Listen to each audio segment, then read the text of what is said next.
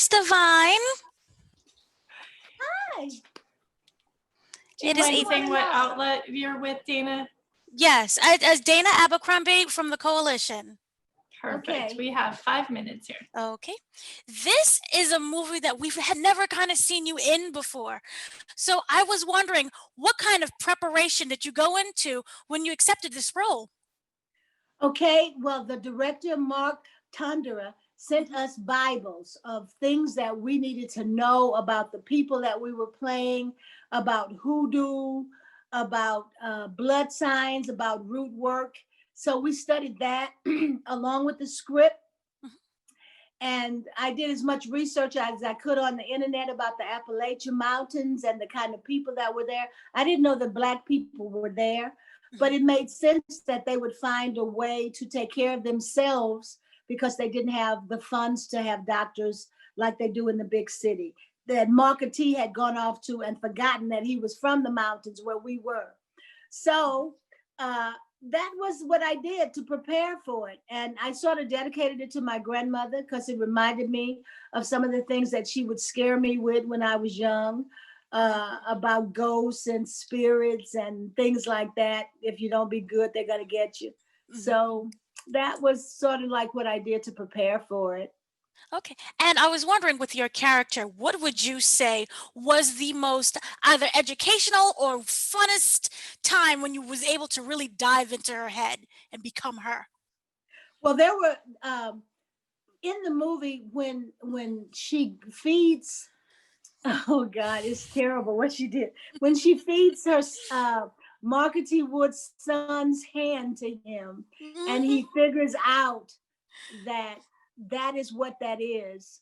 I give this speech explaining to him why the soil here in the Appalachian Mountains is so important and why it's so important that people believe to make things happen. And some of the monologues were incredible that were written for this show. A lot of people have said that it could be a Broadway play, the way it was just, 2 or 3 people in it that were important. So that scene for me, I think, was the most powerful part of it. But we got a chance to do this in South Africa, in Cape Town. So being there and to go to see the flat top mountains, and on our days off to go to all of the retreats and special places that Mandela was his last place that he was. It was just a wonderful, that part of it made it exquisite, I think, Now, with this movie, and you was on set and traveling as well, what would you say would be that defining moment or something that you would really take away and still carry with you to this day, the character?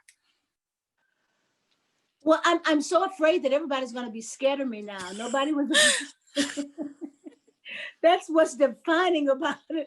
I'm so afraid of that people are going to be afraid of me, opposed to going, oh, hey, auntie. They're going to be, oh, no.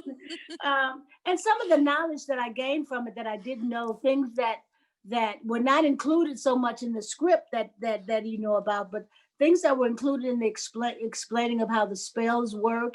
What a Bugatti, I didn't know that there was a such thing as a Bugatti, a person that could be created out of your blood and hair and body parts and things that could be put together where it could affect you in such a way. You hear about those things, but you never realize that is American magic that people have created to protect themselves, that those kinds of things exist now. So you're not as safe as you always think you are when you meet different people, and you never know what people really are. So that, I think, is the most frightening thing about it. Right. Not sure if you saw the movie yet, but if you have, or whatever, what would you say is the scene that you was really excited to do when you was reading the script and that you got to see on the screen? Well, I've seen parts of it. The scene that I think is the scariest in the movie, I can tell you what that is, and that has to do with the nail in his foot. That makes people have feelings and really know how alive they are, because they really feel that happening, and him having to deal with that, with me coming up those stairs and do I see what I think I'm seeing? I think that's the point that her character turns when she realized he is doing things like trying to sneak out, trying to get away. I love how you're able to just deep dive and like, well, this is not my Miss Loretta Devine. Oh my gosh, you truly scared me. So I was wondering, what was it about this project that you said, yep, I'm going to do this and surprise everyone? Oh, well, besides the fact that I love to work, it just was so different from anything I'd ever done. Mhm. I was excited about that. I was excited that it was Amari because he's so cute. And and it is. I didn't realize until I met him. His lashes, if you ever get to meet him in person, he has the longest lower lashes of anybody I've ever seen, man or woman. And so also just the director just enchanted me by showing me the previous work he'd done, and by having worked so hard on this to have put together such a collage of things for me to look at and see. I just felt so excited to do it, and it turned out to be as scary as I thought it would be, and so I'm so glad I did it. I guess that's what I should say to you. Yes. I'm really glad I did it. Yeah. Well, you was divine, Miss Divine, and I Thank truly you. loved it. Thank you so much. And I'm so glad we scared you. Yes. Oh, yes. Absolutely.